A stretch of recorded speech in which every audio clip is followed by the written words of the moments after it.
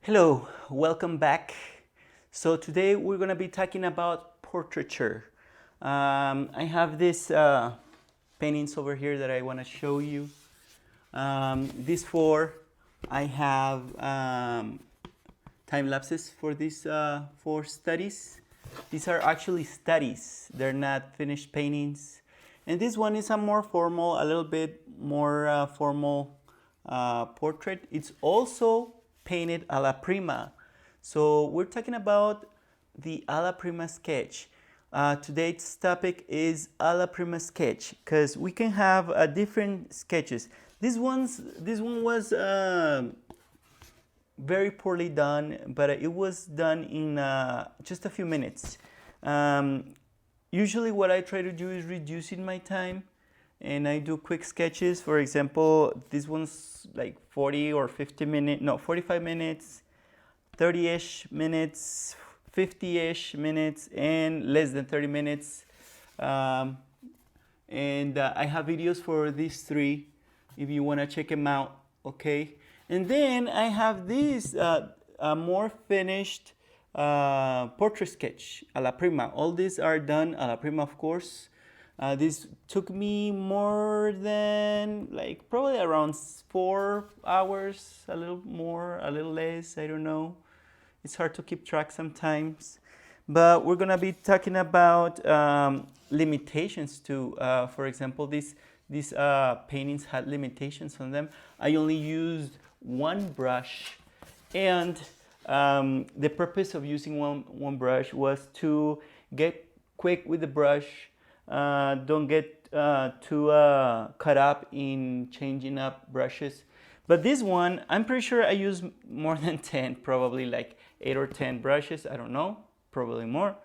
But this one is a little bit more finished. It was done with a little more care, and we're gonna be talking about this one mostly, okay? This one had no limitations. I used my palette for portraiture. So first, let's talk about this one.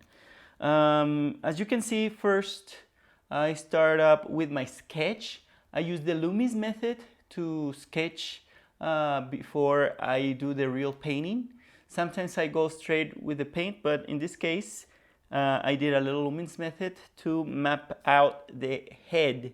And then after mapping out the head, I started working on different tones, like the dark tone and the light tone. Of course, we're talking mid-tones. We're not talking like the deepest dark or the whitest white or the value which is the highest value. No, you just try to figure out a way to find the mid ground in those two tones and then sculpt the head. First, I start with the shadows. The shadow area is the first thing I start with. Then I start working on the light areas. Sometimes, as you can see in this video, you're gonna see that I make mistakes. For example, the jawline was a little bit deformed, but I wasn't worried about it because I was going to make changes to it. And also the eyes, because it looked a little bit like she had crossed eyesight. So I fixed that a little later. So after I map out my sketch and then I do the darks, sometimes I do the hair to help me out with the values, or I just keep going another value up or and another value down, and I keep going. Of course, if you see my palette in the video, I have variations of the same skin tones in both the light and the dark. I tend to like to have some reddish colors, greenish colors, purplish colors, reddish colors, etc. So as to have a variation. Same on the lights. For example, in here you can see a greener tone here, and those help me make the face a little bit more realistic, because remember, skin is translucent, so if you paint it with only one color, it will look very, very monochromatic.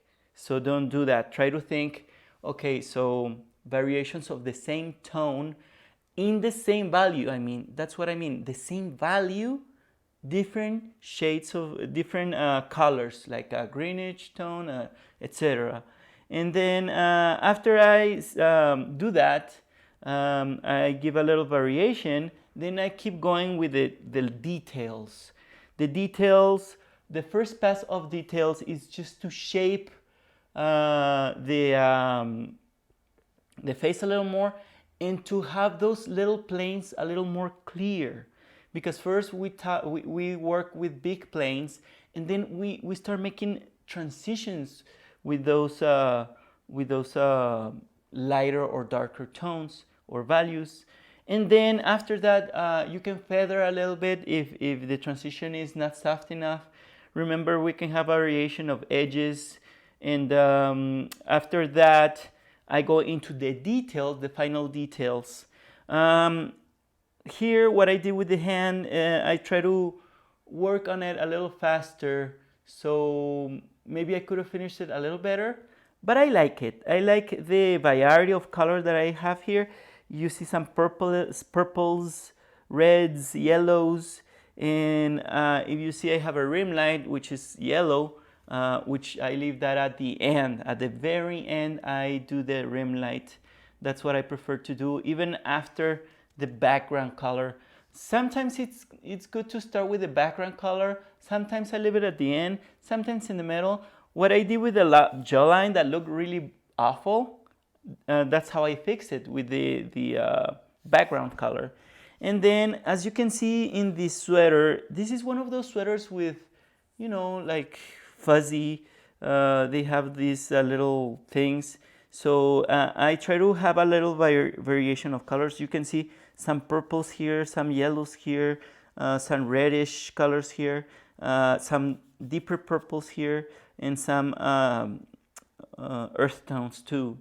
I try to work very expressively. I like expressive brush stroke. So try to think about that, being expressive with your brush stroke, but not in the beginning of the painting, because that's gonna ruin what's next. I try to do my fancy brush strokes like at the end. That's the icing of the cake. That's not the cake needs to have, a cake usually needs to have like a strong base before you put the ice on it. Otherwise, it'll fall apart. So that's how I did this painting. One thing that I really like doing is in the hair, those neutrals that give more volume to the hair. I use ultramarine blue. The colors that I use to paint skin tones, I usually my go-to color is burnt sienna. That's an amazing color. Burnt sienna is just an amazing color to do skin tones. And then I do a dark or a light, and I can add a little red to it for the darks. Usually I do that. Depends on the model. Remember, every person has a different color of skin, so they need different pigments in them. I usually desaturate with ultramarine blue or a little bit of the viridian.